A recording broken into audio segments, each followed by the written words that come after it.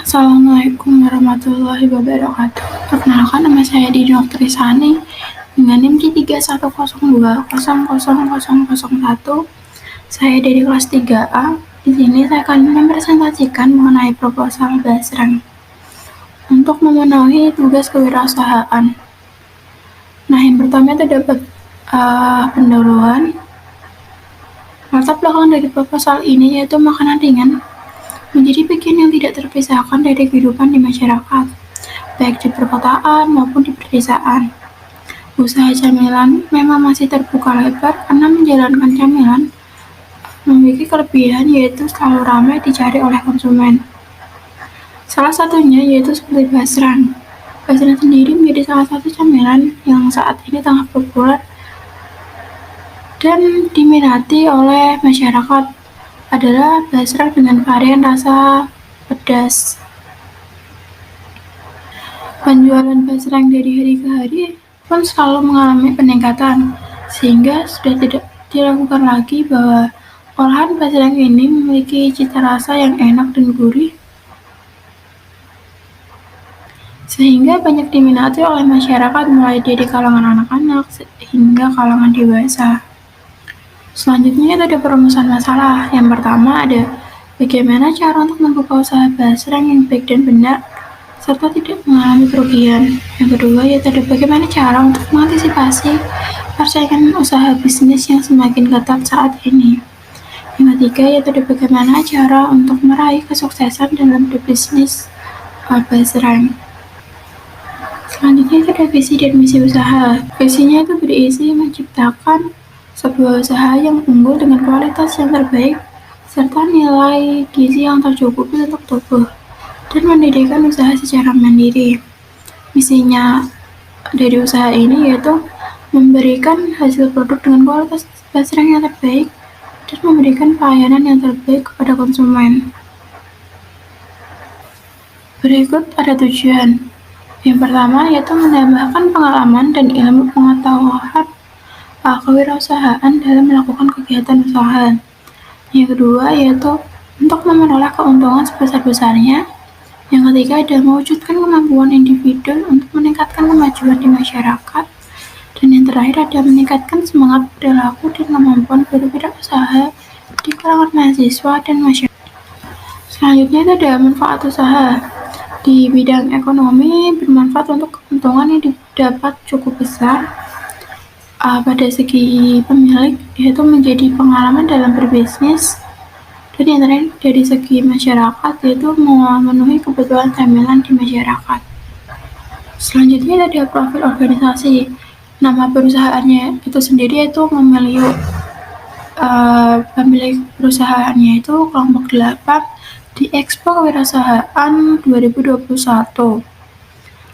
Produk yang dijual itu berupa basreng dengan varian rasa pedas dan alamat yang dapat dibeli yaitu daerah Batam, Grobogan, Pacitan, dan Solo. Nah, struktur organisasinya sendiri yaitu penanggung jawabnya Dini Oktrisani, kemudian sekretarisnya yaitu Nadifa Khorisayati, kemudian bendaharanya dipegang oleh Ulfi Fitriani, dan video promosinya sendiri diberikan kepada 2 orang yaitu Desi Anissa Laksono Putri dan Jian Salsabila Adha. Nah, untuk pemasarannya sendiri ini dilakukan oleh semua anggota kelompok. Selanjutnya bab kedua yaitu ada produksi bisnis basreng dan analisis bisnis. Produksi basreng. Nah, produknya itu berupa basreng dengan rasa pedas. Kemudian itu ada analisis secara finansial. Harga basreng pedas per 100 gram atau 1 biji yaitu Rp12.000. Nah, modal dari basreng pedas ini yaitu per 5 kg basreng pedas itu seharga Rp452.000, dan untuk standing cost-nya sendiri per 50 biji yaitu sekitar Rp35.000. Jadi total bahan bakunya sendiri yaitu ada Rp487.000 per 50 biji. Nah, laba rugi dari total penjualan karena harga basrengnya sendiri Rp12.000 dikali 50 biji. Nah, 50 pieces ini didapat dari base rank-nya, kan ada 5 kg. Setiap 1 kilogramnya ini bisa menjadi 10 pieces. Jadi 5 kilogram ini akan mendapat 50 pieces. Jadi 12.000 dikali 50 pieces yaitu ada 600.000. Nah, biaya produksinya sendiri itu ada habis 500.000. Jadi keuntungannya itu ada 600.000 dikurangi 500.000 itu ada 100.000 per 50 pieces base rank atau 12.000 per 10 pieces base rank. Selanjutnya ada bab 3. Nah, bab 3 ini membahas mengenai analisis SWOT atau SWOT.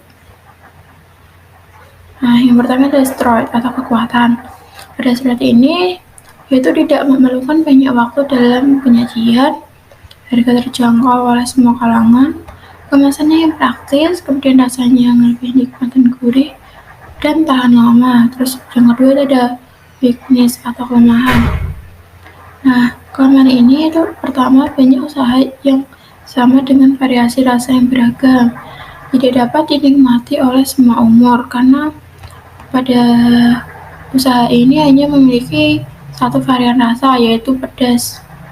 Yang terakhir ada kekurangan peminat terhadap cemilan base rank. Selanjutnya ada opportunities atau peluang. Nah, ini berisi pemasaran cukup mudah, banyak peminat terutama anak muda yang menyukai makanan kekinian. Kemudian ada cara pemesanan yang mudah. Kemudian ada threats atau ancaman. Nah, ancaman ini yaitu banyaknya pesaing, kemudian sepinya peminat, dan produksi produk yang langka. Yang keempat, pada bab 4 ini berisi analisis pasar dan pemasaran. Nah, pada analisis pasar terdapat target pasar, persaingan, dan sasaran pembeli. Nah, pada target pasar ini, usaha yang berlokasi di tempat yang strategis atau di pinggir jalan seperti sekitar kampus. Kedua itu ada persaingan. Pada persaingan ini terdapat pada jenis usaha, varian rasa yang beragam, dan strategi penjualan. Dan yang terakhir ada sasaran pembeli. Sasaran pembelinya ini itu semua kalangan masyarakat, khususnya anak muda. Selanjutnya itu ada strategi pemasaran. Nah, strategi pemasaran ini mulai dari mulut ke mulut, kemudian dengan menggunakan media internet seperti WhatsApp maupun Instagram. Dan ada pengembangan pasar. Pada pengembangan pasar ini dapat menambah pasar baru untuk memperluas jangkauan yang sudah dimiliki. Dan ada pengembangan produk. Nah, pada pengembangan produk ini menambahkan rasa yang mungkin tidak ada di pesaing lain. Selanjutnya itu ada langkah promosi. Tahap pertama itu pemberian diskon 10%. Pemberian diskon 10% ini dengan syarat konsumen harus membeli minimal 3 pieces base rank. Tahap kedua itu ada pemberian kupon berhadiah. Maksudnya itu setiap pembelian 1 pieces base rank akan mendapatkan 1 kupon berhadiah. Yang terakhir ada bonus. Bonusnya ini yaitu setiap 10 kupon yang telah terkumpul dapat ditukarkan dengan 1 pieces base rank. Yang kelima itu ada perencanaan bisnis. Pada perencanaan bisnis ini sendiri dibagi menjadi dua, yaitu ada metode pelaksanaan program dan perencanaan usaha. Yang pertama ada metode pelaksanaan program. Pada subbab ini dibagi beberapa bagian, yaitu ada metode pengumpulan data. Maksudnya yaitu mencatat segala jenis aktivitas dan kendala-kendala yang menghambat kelancaran usaha. Yang kedua yaitu ada survei bahan baku. Maksudnya yaitu menjalin kerjasama dengan salah satu penjual online di e-commerce yang menjual base rank. Yang ketiga ada sosialisasi dengan masyarakat. Nah, maksudnya ini yaitu memberikan testimoni kepada keluarga terdekat mengenai base rank ini. Selanjutnya yang keempat ada penjualan atau pemasaran. Maksudnya itu menjual atau memasarkan produk di lingkungan setempat. Produk dapat dipasarkan secara online melalui WhatsApp Story maupun Instagram Story. Untuk wilayah sekitar tempat tinggal, ada pengiriman secara cash on delivery atau COD yang dilakukan setelah selesai aktivitas kuliah, biasanya pada sore hari. Yang terakhir ada pembagian hasil kerja. Maksudnya itu keuntungan yang diperoleh dari penjualan ini akan dibagi rata sesuai jumlah anggota. Nah, yang kedua ada rencana usaha. Pada rencana usaha ini dibagi menjadi 3, yaitu ada yang pertama ada rencana jangka pendek. Manfaatnya yaitu untuk menambah pengalaman kerja dalam usaha bisnis dan meningkatkan kreativitas. Yang kedua ada rencana jangka menengah. Manfaatnya yaitu menjadi pengusaha muda yang sukses. Yang ketiga yaitu ada rencana jangka panjang. Manfaatnya itu meningkatkan mutu dan kualitas dari usaha kelompok ini. Nah, yang terakhir ya penutup. Semoga dengan adanya proposal ini dapat diterima dan bermanfaat bagi kita semua, terutama pada pelaku usaha. Tidak lupa saya mengucap syukur kepada Allah Subhanahu wa Ta'ala karena atas segala rahmat dan hidayahnya saya dapat menyelesaikan proposal ini. Saya juga mengucapkan terima kasih banyak kepada semua pihak yang telah bersedia membantu saya untuk menyelesaikan proposal ini. Saya menyadari bahwa proposal yang saya buat jauh dari kata sempurna.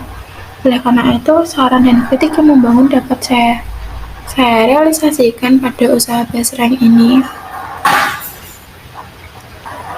Demikian yang dapat saya sampaikan, kurang lebihnya saya mohon maaf sebesar-besarnya. Terima kasih banyak. Wassalamualaikum warahmatullahi wabarakatuh.